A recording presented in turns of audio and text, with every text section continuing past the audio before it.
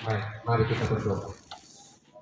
Ya Allah Bapa di sorga, kami sungguh bersyukur untuk kesempatan yang Tuhan berikan untuk kembali kami berkumpul, kembali kami ada bersama-sama sebagai orang muda untuk kami menerima pelajaran katekisasi.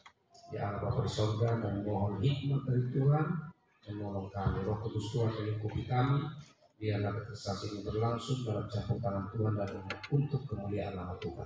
Ini doa kami ya Tuhan, sertai kami senantiasa dalam Yesus Kristus kami berdoa. Amin. Baik, Bapak Pendeta harapkan sebagaimana biasa adik-adik itu baca Alkitab dan apa yang tidak dimengerti atau mungkin apa yang adik-adik pikir yang tidak dipahami, supaya dalam kesempatan ini mungkin ada yang sudah mendapatkan itu dan menyampaikan pertanyaan. Oke, Bapak Pendeta mulai dari baris yang di depan. Ada pertanyaan? Kalau yang tidak ada pertanyaan, nanti Bapak Pendeta yang bertanya. Baris yang di sini ada? Silakan. Nama tadi.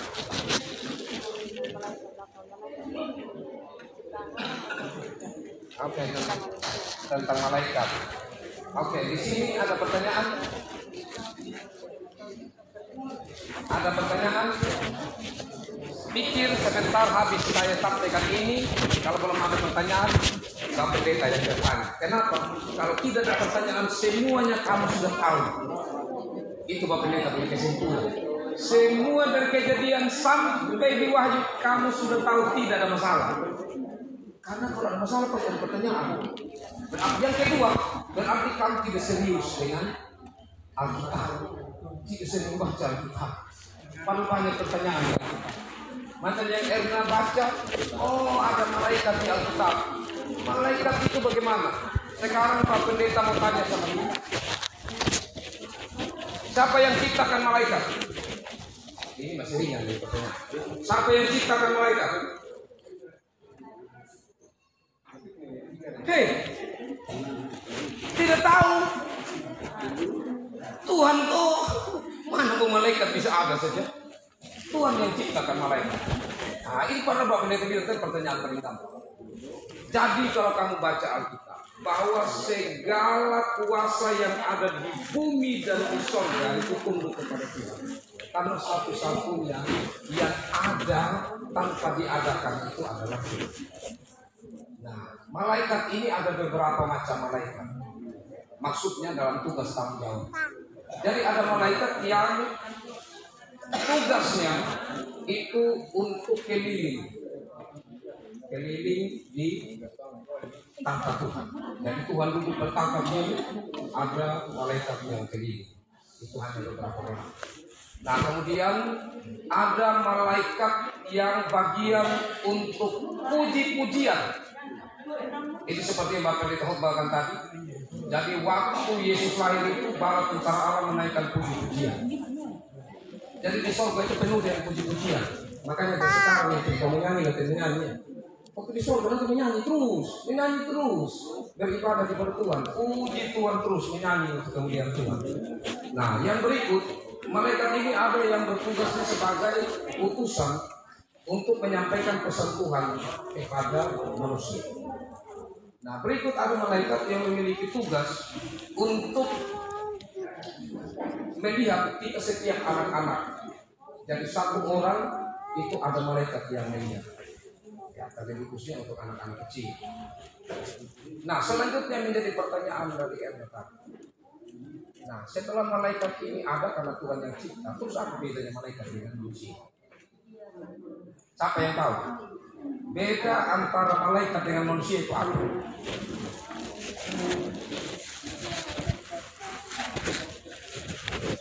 Bedanya adalah malaikat berbentuk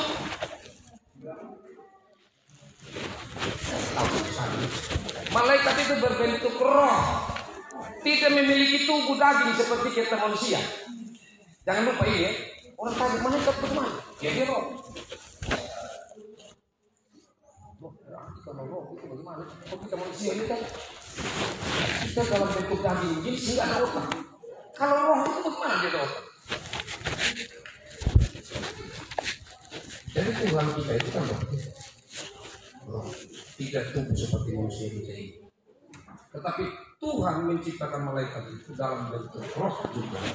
Ya tentu Tuhan sudah menempatkan untuk mereka itu memiliki pengertian atau memiliki atau bisa berpikir. Ya. Sebagaimana kita manusia tapi lebih dari manusia. Nah, jadi malaikat ini memiliki tubuh roh, bukan tubuh daging, dan memiliki juga jiwa. Kalau memiliki jiwa, maka kita adik-adik, kalau memiliki jiwa dan memiliki roh, ya, dan juga dicipta oleh Tuhan, maka roh ini, malaikat ini kekal atau tidak kekal? Kekal atau tidak? Itu pertanyaannya. Nah, malaikat itu tidak kekal.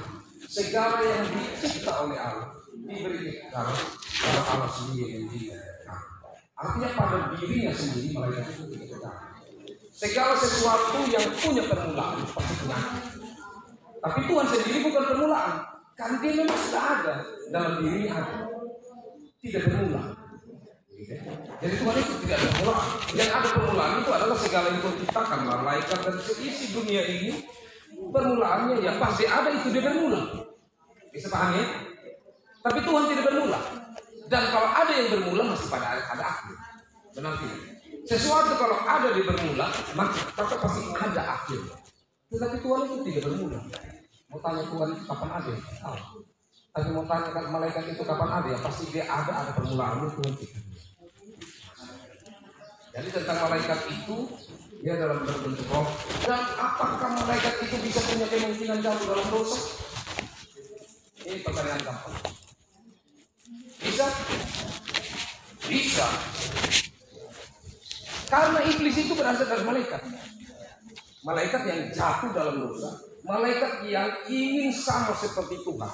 Malaikat yang tidak mau Tuhan sendiri yang berkuasa. Dia juga mau sama dengan Tuhan berkuasa. Nah ini yang namanya sebagai pemberontak. Jadi iblis itu pemberontak. Dia kemudian disingkirkan oleh Tuhan. Tetapi iblis ini juga dia tidak mau untuk dia sendiri. Dia mengajak untuk malaikat-malaikat yang lain yang searah pikir dengan dia yang mau memberontak kepada Tuhan. Jadi maka ada malaikat-malaikat yang tidak berdosa. Nah, karena itu maka malaikat-malaikat itu juga yang harus mereka menjaga itu supaya tetap mereka itu bisa statusnya sebagai yang kudus, sebagai statusnya itu yang roh yang mulia. Jadi begitu ya. Bisa tangkap ya. Nanti ke depan Bapak Desa akan lanjutkan tentang kalau roh yang memiliki Tuhan itu apakah sama bentuknya dengan malaikat yang lain? Maksudnya malaikat yang memiliki Tuhan di tahtanya itu berapa jumlahnya dan apakah sama dengan malaikat yang lain? Ataukah malaikat ini itu beda? Saya mau berikan tentang. Oke. Sekarang mau punya pertanyaan lagi. Atau Farisi yang ada pertanyaan? Arah. Saya terlambat kan lagi.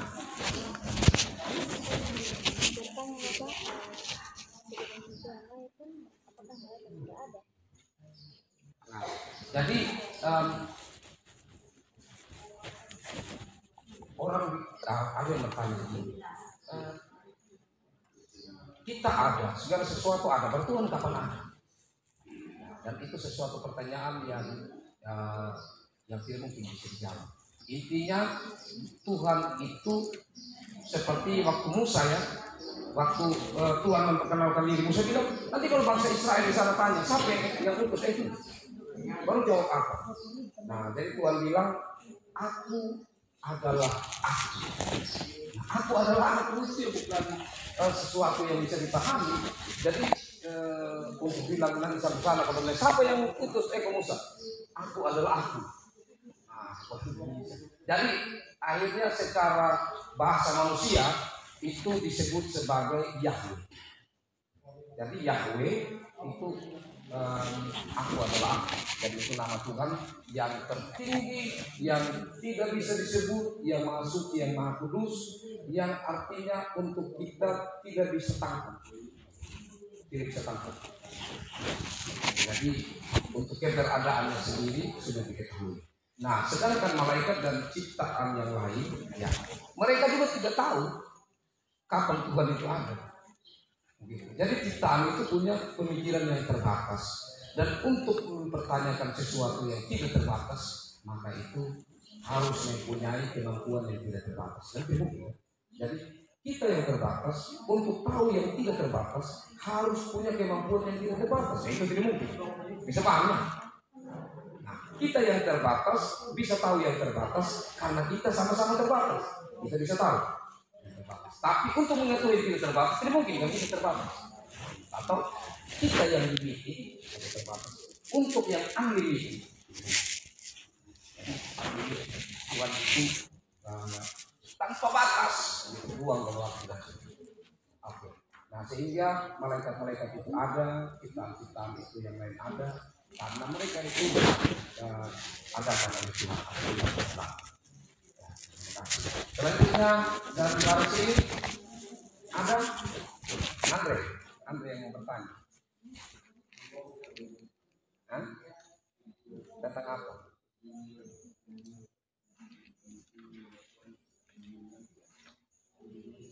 Kakak Domi? Kalau saya Bapak, bagaimana wujud bagaimana tentang pemahaman kami orang muda tentang wujud Tuhan yang tak terkelihatan, dan bagaimana pemahaman kami tentang wujud Alkitab yang kelihatan. Artinya kalau bicara Tuhan mungkin secara pemahaman terbatas kami bisa sampaikan, tetapi secara menggali, secara mendalam tentang isi Alkitab yang sebenarnya sama seiring dengan apa yang disampaikan Tuhan itu bagaimana? Pertanyaan yang luar biasa. Di sini siap-siap ya. Oke, jadi begini. Yang tidak terbatas hanya bisa dikenal oleh yang terbatas. Kalau yang tidak terbatas itu memperkenalkan diri, ya kan? Karena dia memperkenalkan diri. Nah, sekarang saya contoh saja antar kita mungkin terbatas. Ada banyak hal yang sulit kita ketahui. Contohnya begini. Saat ini apa yang Fani pikir saya tidak tahu. Ya kan? Saya tidak tahu apa yang Fani pikirkan. Kecuali saya tanya, Fani pikir apa sekarang? Fani sampaikan baru saya. Apalagi Tuhan kita tidak tahu. Tapi kita jadi tahu karena Tuhan yang kasih tahu. Nah, sekarang Tuhan kasih tahu lewat apa? Lewat satu. Lewat ciptaannya. Manusia dia di pohon. Di pohon dia ada karena ada contoh pepaya, karena ada biji. Kalau begitu saya coba buat biji pepaya. Bisa tidak? Bikin biji pepaya. Itu saya pikir bisa kan? Jadi kita hanya tanam pohon pepaya karena ada lebih biji untuk jadi pohon lagi, ya toh? Tapi untuk cipta ini pohon ini bisa tidak? Baru kita tahu situ ada yang lebih hebat. Para ilmuwan ini mulai bentuk boneka. Bentuk boneka, jadi banyak boneka wanita cantik, jadi banyak pria sekarang. Perlu lagi cari pasangan itu. Sudah ada boneka yang cantik. Nah, tapi dia bisa bergerak, dia bisa omong-omong saja, gitu. Ngomong-ngomong. Tapi dia tidak bisa balas. Jadi kalau macam kita berpikir apa, kecuali macam robot yang sudah diisi apa ya, untuk kita bertanya apa saja dia bisa jawab, gitu. Karena macam Google itu kita buka dia bisa. Jadi teknik AI sudah menunjukkan kemudian. Nah, tapi pada dasarnya dia tidak bisa untuk merasa terluka, dia tidak bisa sedih dan menangis, dan saat kita menangis pun dia tidak bisa untuk membuat menghibur kita. Jadi di situ saya menunjukkan bahwa manusia itu terbatas untuk membuat sesuatu, menciptakan sesuatu, apalagi membuat dia menjadi hidup seperti kita manusia memberi nafas dan hidup itu tidak. Sampai sekarang para ilmuwan yang hebat menunjukkan bahwa ada yang lebih hebat melakukan itu. Jadi lewat ciptaan kita mengetahui bahwa ada yang lebih besar dan itu diyakini sebagai Tuhan. Tuhanlah yang lebih besar. Jadi kita kenal Tuhan, kemahakuasaannya, kebesarannya, ketidakterbatasannya, karena Tuhan yang memperkenalkan diri lewat alam semesta. Yang kedua, Tuhan yang memperkenalkan diri lewat wahyu Tuhan. Ada wahyu umum, ada wahyu khusus. Nah, wahyu umum itu apa? Wahyu umum itu adalah kita manusia. Wahyu umum itu yang Allah berikan saat Allah menyatakan aku menciptakan manusia menurut gambar dan rupa. Allah memberikan wahyu umum. Di situ ada sifat-sifat Allah, di situ ada kebenaran, ada keadilan, ada cinta kasih yang Allah berikan kepada manusia. Tapi saat manusia jatuh dalam dosa, maka tercemar. Jadi ada cinta kasih, tetapi ada kebencian. Ada kasih sayang, ada kemarahan. Jadi sudah tercemar oleh dosa. Tapi cinta kasih tetap ada dalam diri kita. Karena hal yang baik yang Tuhan berikan kepada kita meskipun sudah tercemar dengan dosa, tapi hal yang baik itu tetap ada, maka kita bisa berbuat baik. Itulah wahyu umum. Jadi macam orang ini kita tahu ya, karena Tuhan memang sudah berikan gambar dan rupa dalam diri kita. Hanya sudah tercemar. Nah, kemudian apa yang namanya wahyu khusus? Wahyu khusus itulah yang dinamakan pertama-tama adalah Yesus Kristus. Firman Tuhan. Sejalan dengan itu, wahyu khusus yang kita kenal juga adalah Alkitab. Karena Alkitab Allah wahyukan, Allah berikan kepada kita secara khusus untuk kita belajar lewat Alkitab itu kita mengenal siapa Allah. Selain dari yang pertama tadi, dalam Yesus Kristus puncak dari Allah memperkenalkan diri, kita mengetahui siapa Allah itu dari perjalanan hidup Yesus Kristus.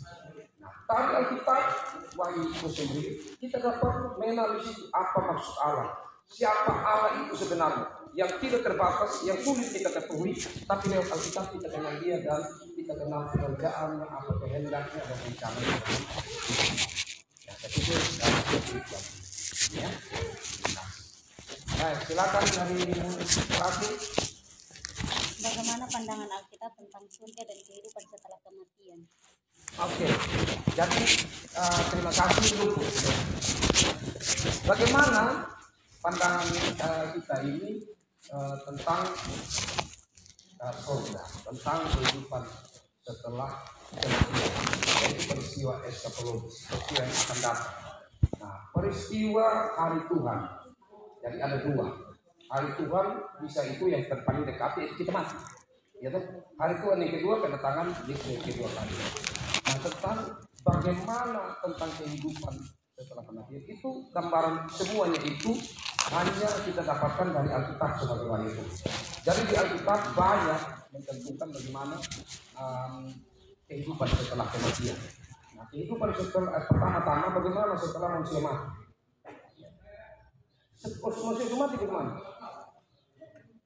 Mati sudah, tapi rohnya kembali kepada Tuhan yang memberikan itu saat manusia di awal penciptaan manusia itu menjadi hidup karena Allah yang mengembuskan nafas atau roh. Nafas itu roh ke dalam hidup atau hidup manusia sehingga manusia itu menjadi hidup.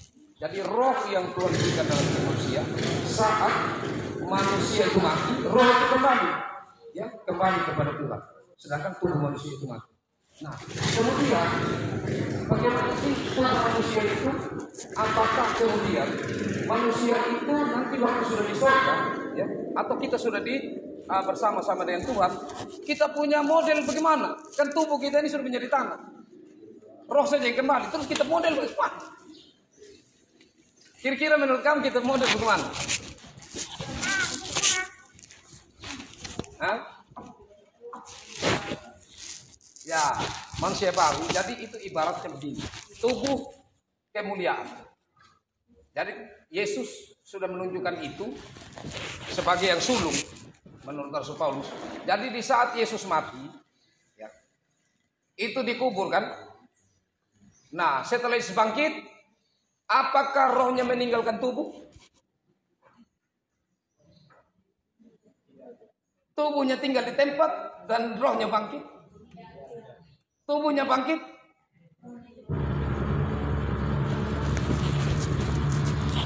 kalau habis mati. Nah, jadi tubuh dan roh itu bangkit. Iya kan? Kan orang cari lagi tubuhnya tuhnya kan sudah bangkit. Nah, itu menjadi gambaran bagi kita bahwa nanti kita pun begitu. Kita Pak Pendeta, tubuh tuhnya itu kan baru 3 hari belum rusak. Kita hancur-hancur jadi tanah bagaimana? Apalagi yang mati dipotong-potong cincang-cincang bagaimana? Apalagi yang mati di laut ikan-ikan suruh totok. Itu ikan-ikan yang totok itu suruh mati. Bagaimana sudah, ya kan? Nah, tidak ada yang tidak mungkin bagi Tuhan. Jadi kita nanti Rasul Paulus bilang ibaratkan begini. Padi dia itu untuk tumbuh yang baru dia harus membusuk. Benar tidak? Kamu lihat tuh kalau sebar benih padi tuh. Benih yang membusuk itu dia tumbuh tidak?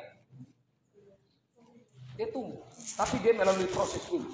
Jadi dia di dalam tanah itu dia prosesnya ya tidak gampang. Pokoknya semua biji-bijian yang namanya biji-bijian pasti dia akan mengalami proses yang berat untuk sampai akhirnya dia bertumbuh. Nah, yang bertumbuh itulah yang baru. Jadi kita nanti sudah mati, tetapi waktu tumbuhnya tetap manusia begitu juga.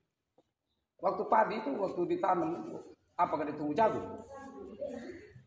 Dia tumbuh yang baru tetap namanya padi. Kita juga tidak mungkin waktu tumbuh nanti tiba-tiba jadi monyet. Atau waktu bangkit. Tidak mungkin.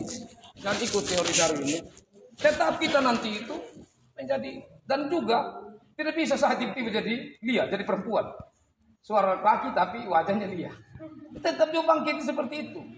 Nah, sehingga gambarannya kita itu seperti Adam dan Hawa sebelum jatuh dalam dosa. Jadi kita tetap ada dalam tubuh kemuliaan. Dan dalam tubuh kemuliaan itu seperti Adam dan Hawa sebelum jatuh dalam dosa, kita tidak ada yang ada benci, ada saling cinta manusiawi, tidak ada lagi. Hanya kita tuh bersama-sama dan hati penuh kemuliaan Tuhan seperti indah saja. Seperti Adam dan Hawa, dia tetap mengakui bahwa Hawa itu adalah pasangan hidup. Jadi waktu mati nanti jangan takut Adel. Kalau Adel punya suami, wih penjelasan tidak kenal sampai urusan. Tetap kenal seperti Adam dan Hawa. Tetap. Tetapi tidak ada sama sekali perasaan-perasaan manusiawi atau yang tercemar dengan dosa. Yang ada itu hanya kemuliaan. Jadi gambaran itu seharusnya kita tangkap karena itu sudah dinyatakan dalam Alkitab dan perbandingannya sudah ada. Pertama-tama Adam yang pertama sebelum jatuh dalam dosa, tapi yang kedua Adam yang kedua yaitu istri yang tanpa dosa dan yang bangkit terlebih dahulu. Jadi itu gambaran tentang sorga itu adalah tempat juga sekaligus keadaan damai. Jadi makanya Firman bilang dia ciptakan sorga di bumi karena kita bisa merasakan itu di saat ada kedamaian, ketentraman, hati yang menikmati. Ada lagi? Silakan. Bapak bilang kan tadi roh ketika kita sudah mati, kita punya roh itu kembali ke surga atau ke Tuhan gitu. Jadi misalnya kalau ada yang kecelakaan, saya pernah dapat dia gitu, saya kan masih ambil roh apa gitu. Ya baik, itu memang hal budaya. Jadi hal yang pertama-tama itu begini, kemungkinan besar ya. Kemungkinan besar kan itu yang sudah lalu sekali ya. Kemungkinan besar waktu lewat di situ, boy, Pak Pendeta meninggal ya. Dulu. Kan jangan harap begitu macam sumpah. Tapi dulu Pak Pendeta itu meninggal. Ya. Kemudian ini Kakak Radi jalan begini di Pak Pendeta itu meninggalnya di antara Kapulu dengan Baliro. Pas Radi lewat di sana begini, tiba-tiba lihat ada berdiri begini. Wih, itu Bapak Pendeta meninggal karena dia ada kembali. Nah, beberapa orang juga lewat begitu. Akhirnya bilang begini. Ini kayaknya tidak bisa. Kita harus pergi minta maaf di situ. Mungkin ini Pak Pendeta ada marah kita apa di rumah di situ. Pergi sembahyang di situ ambil. Tapi dengan cara kepercayaan mereka. Maka terus menerus sesuatu yang dibiasakan menjadi kebiasaan dan suatu kebiasaan yang terus menerus dilakukan akan menjadi tradisi atau budaya. Nah, jadi itu karena mereka terus melakukan itu akhirnya menjadi satu budaya. Hal yang kedua, dilakukan itu juga berhubungan bukan satu hal saja, tetapi ada banyak hal yang berhubungan dengan keyakinan mereka bahwa saat seseorang mati tidak akan mungkin terlepas dengan orang hidup. Itu kepercayaan mereka, tidak akan mungkin terlepas. Jadi kalau kita lihat di rumah saja bisa ada tempat untuk simpan arwah di situ, atau kalau yakin arwah di situ. Karena itu kubur kenapa harus dibuat di muka rumah? Karena itu kenapa harus ada siripinang? Orang yang hidup dan yang mati itu dipercaya bahwa mereka punya hubungan tidak putus. Jadi sama berangkat dia bilang, wih sama jadi dewan ini. Baik opa, tolong supaya sapnya jalan berhasil opa, sama jadi dewan. Nah, itu karena merasa bahwa hubungan tidak putus. Jadi roh itu mereka percaya bahwa tetap ada. Karena itu kalau roh itu muncul di tempat sembarang, oh berarti hati-hati. Itu berarti roh itu ada marah. Lebih baik minta maaf nanti ambil terbaik. Jadi itu konsep. Kalau kita Kristen ya sudah, dia berosok kembali itu setan yang tunjuk muka itu bukan ini. Itu maksudnya Kristen. Tidak ada lagi begitu kembali. Nah, tapi ini hal penting juga bahwa pada saat hari penghakiman atau akhir zaman, maka semua orang yang mati akan dibangkitkan. Itu kamu baca di kitab bilang. Dan bersama-sama dengan orang yang hidup akan berhadapan dengan penghakiman. Jadi pada akhir zaman semua orang sudah mati akan dibangkitkan dan bersama-sama dengan orang hidup itu akan berhadapan. Dan itu tidak salah orang. Jadi saya biar Tuhan terus itu kalau saya bangkit saya ngomong begitu juga. Jadi Tuhan bilang, engkau dulu pendeta. Ini engkau dulu yang nama Lia. Jadi tidak ada yang salah lagi. Karena kita bangkit dan tubuh yang begitu juga. Kita diadili berdasarkan keberadaan kita masing-masing. Kita paham ya? Satu lagi kalau ada yang mati, terakhir. Ada lagi, silakan.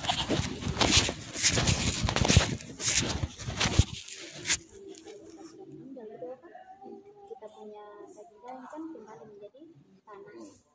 Apakah tulang-tulang juga kalau misalkan sudah lama, apakah kembali menjadi tanah? Oke, jadi kita meninggalkan kita pun dari tulang kemana? Nah, jadi begini, manusia 90% itu berasal dari air. Kalau kamu belajar baik-baik, atau kamu cari di Google, kira-kira manusia berapa persen tanah air. Jadi, kalau kita bayangkan Tuhan membentuk manusia dari tanah liat itu, Tuhan itu biar ambil sedikit tanah saja baru Tuhan bentuk begini bisa. Kan dia maha kuasa ya. Bukan kita bayangkan macam ini yang tukang kering tanah itu ambil begini mulai kucak-kucak begini apa tidak ya. Kalau kita bayangkan Tuhan yang maha kuasa itu biar ambil hanya beberapa butir debu tapi bisa buat sesuatu apa yang menurut kehendak Tuhan. Nah, jadi manusia ini terbentuk itu ada berbagai unsur di dalamnya yang luar biasa. Ada yang keras, ada yang lembek. Nah, yang keras itu kita namakan tulang ya tuh. Nah, yang lain begitu kita namakan daging, urat dan lain sebagainya. Tapi, nah saat manusia mati, tulang-tulang itu masih lama. Tetapi pada akhirnya juga dia akan kembali menjadi tanah. Karena dia unsur-unsur dan tanah. Tetapi daging-daging kita sebenarnya ini jangan bilang itu semua dia kembali tanah. Dia kembali jadi air. Coba ya, kamu tidak percaya ya.